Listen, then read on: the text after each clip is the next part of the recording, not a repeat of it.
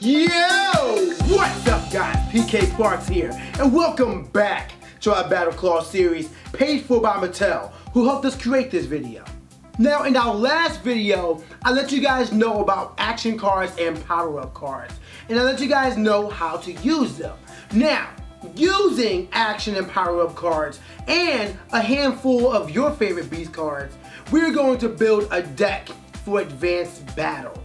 Advanced battle decks need to have at least 17 cards, and you need to make sure you also have the proper balance between beast cards and action cards and power-up cards, so that way your deck is as efficient and as fluid as possible to keep the battle in your favor, so that way you can win the game. So in this video, I'm going to give you guys a few of my recommendations and let you guys know how I go about building my decks, and you can also take them into consideration when you're building your own decks. However, do not be afraid to use a build that works for you. Just because I may recommend using 9 beasts doesn't mean you can't build a deck that has 11 beasts. Just because I recommend using 3 power-up cards and 5 action cards doesn't mean you can't use 5 power-up cards and 3 action cards. This video is merely a tutorial and idea to let you guys know how to build what I think is an efficient deck. But one of the glorious things about deck building is that it's always tailored to you, your playstyle, your ideas, and basically the cards that you enjoy. If you guys enjoyed this video, make sure you guys check out our past BattleClaw videos. We're in the advanced portion right now, but if for whatever reason you may not want to build an advanced deck, Basic Battle is already there for you. Our first 6 videos in this series completely details everything you need to know for Basic Battle. But if you want to keep up with Advanced Battle, make sure you guys watch our last 2 videos, because we went over power-up cards and action cards and everything you need to know for a game of Advanced Battle. But that's enough talking. Let's start getting into this deck building. And I want to first get into the amount of beasts you should bring. Then the first thing to know when you're building an advanced deck is that the minimum amount of cards you have to bring in your deck is 17. 17 cards is what you have to bring, comprised of any beast cards, power-up cards, and action cards that you would like. So, with each deck in Advanced BattleClaw needing 17 cards, you're going to want to have half of that be comprised of beast cards, because this game cannot be played without beast cards. You don't have beasts, you can't attack or defend. If you can't attack or defend, you can't defeat your opponent's beast, and you're wide open for your opponent to just destroy your beast. So what you want to do is bring at least half of them, or in this case, 9 beast cards into your deck. That's the upper half of the amount. Now you can bring about 8 to 10, but personally I would recommend 9 or 10, just because you want half of your deck to be comprised of beast cards. Now before I suggest this recommendation, I remind you, make sure you build the deck that works best for you. However, for me, the rule that I followed is to have at least each element represented 3 times, but no more than 4 times. That way, you can properly rely on the wide array of Jinlin you have to bring to battle. In case you forgot, you have to bring 1 basic Jinlin of each element to each game of Advanced BattleClaw. No matter what form it may be, you have to have 1 fire, metal, water, wood, and earth element Jinlin represented in your initial 5 set before going into the wild and dual element Jinlin, which you're extra to. So now I'm going to show you guys the beast I have chosen for the deck I will be using in my advanced battle that's going to be uploaded in our next and final episode of this BattleClaw series. So if you look on your screen, you can see that I have chosen for my fire elements to have Flame Web Spitter, which is primary fire, Boa Hemoth, which is secondary fire element, King Coil, which is secondary fire element, and Saber Crest Dragon, which is primary fire element. I have 4 beasts that represent the metal element, Tentaculon, which is secondary metal element, Sea Sucker, which is secondary metal element, Scuttle Scale, which is secondary metal element, and Thunder Lizard, which is primary metal element. I have 3 beasts that represent the wood element, Scuttle Scale, which is primary wood element, Flame Web Spitter, which is secondary wood element, and Tower Tail Spider, which is secondary wood element. I have 4 beasts that represent the earth element. Tower Tail Spider, which is primary earth, Thunder Lizard, which is secondary earth, Behemoth, which is primary earth, King Coil, who is primary earth. And lastly, I have 3 beasts which represent the water element. Tentaculon, which is primary water, Seasucker, which is primary water, and Saber-Crest Dragon, who is secondary water. I chose these beast cards for very specific reasons. While I won't go over the decisions behind every beast card, I have 2 examples right here that will perfectly indicate to you why I chose them and how I'm using them to influence the Jinlin I bring to battle, or more specifically the forms I bring. So let's look at these 2 right here, Seasucker and Tentaculon. As you can see, they share a lot of similarities.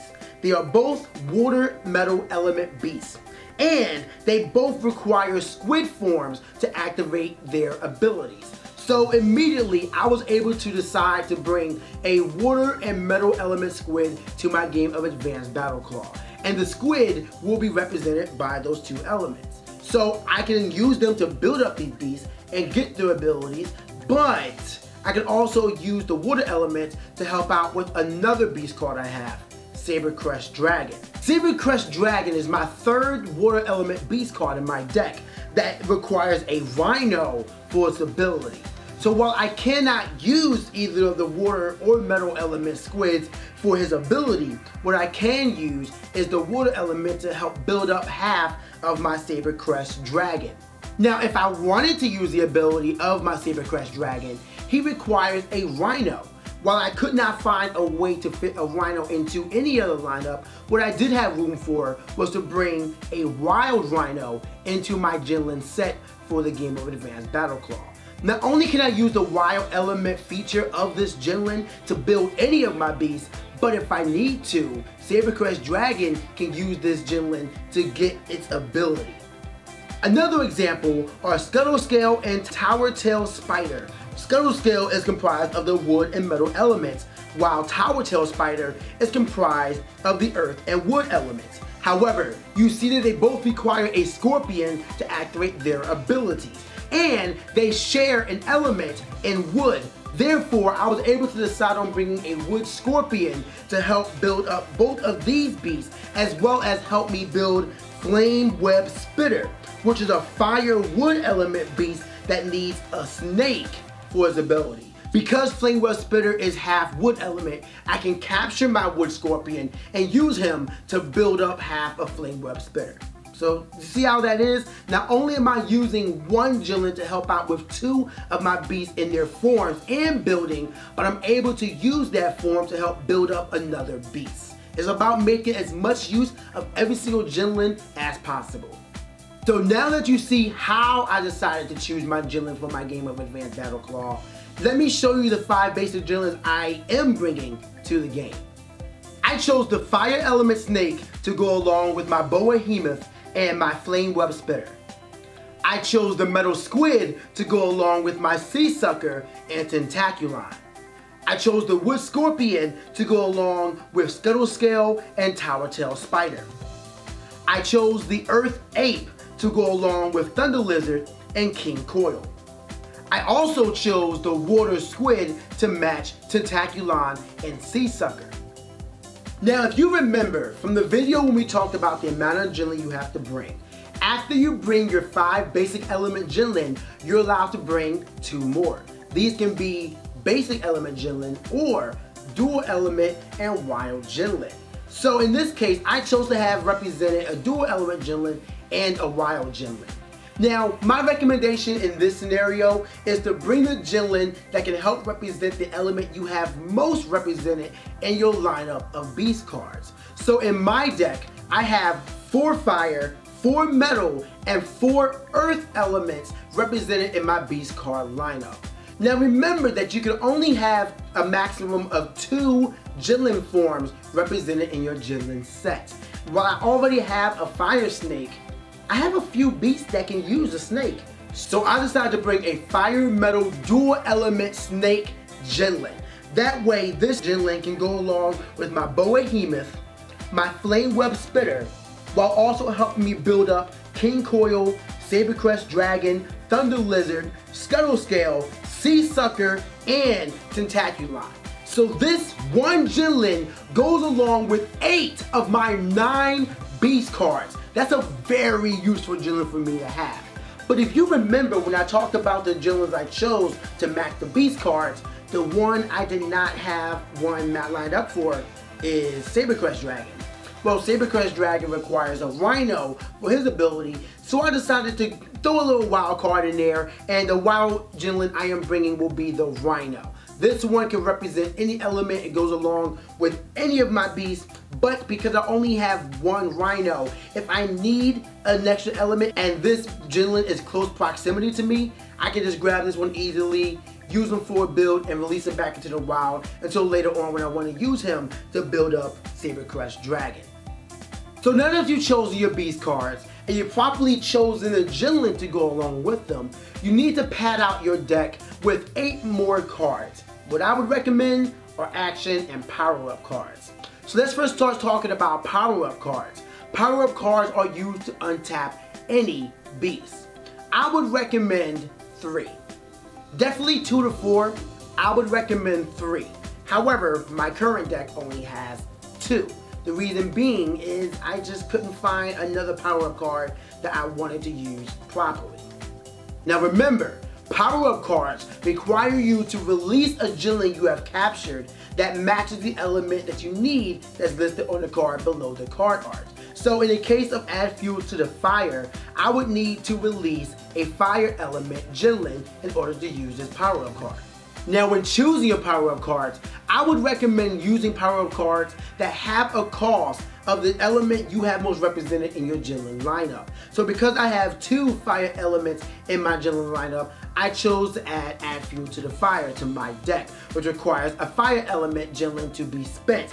And this one attaches to any beast, gives it plus 10 attack, and when I attach this card to any beast, I get to draw a card from my deck. So it's a way to keep my hand filled, it's a way to give my beast more attack power, and it's a way for me to keep things moving in my favor.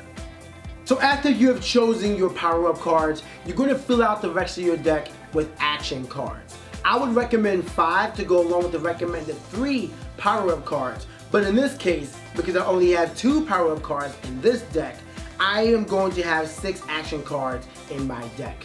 Now you want to aim for action cards that allow you to keep the flow of battle in your favor, whether to help you make more grab attempts to build up your beast, to draw more cards, or to activate cards, or using cards that help disrupt your opponent's build zone or their next grab attempt. So for example, in my deck, I have Serpent's Reward. So Serpent's Reward is an action card that you play before you grab. And if you grab a snake, you are allowed to add 2 plus 10 tokens to any tapped beast. And if you miss your shot, you can shoot again. As you saw in my Jinlin lineup, I have 2 snakes available to me, which is the most you can bring. So I'm trusting this card to help me build my beast quicker, and if I miss, I just get to shoot again, which sometimes happens. You saw what happened to me in that basic battle. It's the reason why I lost it. I kept missing. So now that you know my thought process for building my deck, I want to go over one more time my deck in full. So let's start with the beast cards. My beast cards comprise of Behemoth, Flame Web Spitter, Tentaculon, Sea Sucker, Scuttle Scale, Tower Tail Spider, Thunder Lizard, King Coil, and Sabercrest Dragon.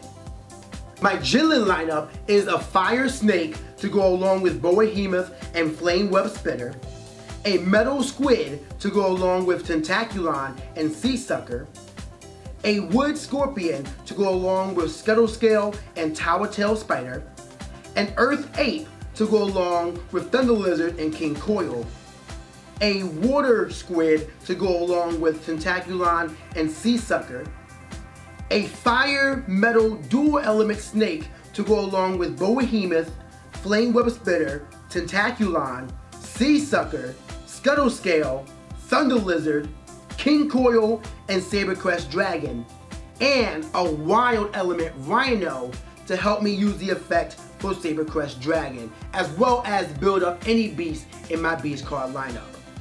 My power-up cards consist of Add Fuel to the Fire, which requires me to spend any fire element Jinlin, and Drawing Strength, which requires me to spend any metal element Jinlin. My action cards consist of the following: Serpent's Reward, which I play before I grab, Fusion Build, which I play before I grab, Web Snare, which I play before I grab, Bait and Switch, which I play after I grab, Evacuation, which I play after I attack, and Disruption Quake, which I play during any point in my turn. So now you know the basic numbers you should try to adhere to when building a deck for advanced battle.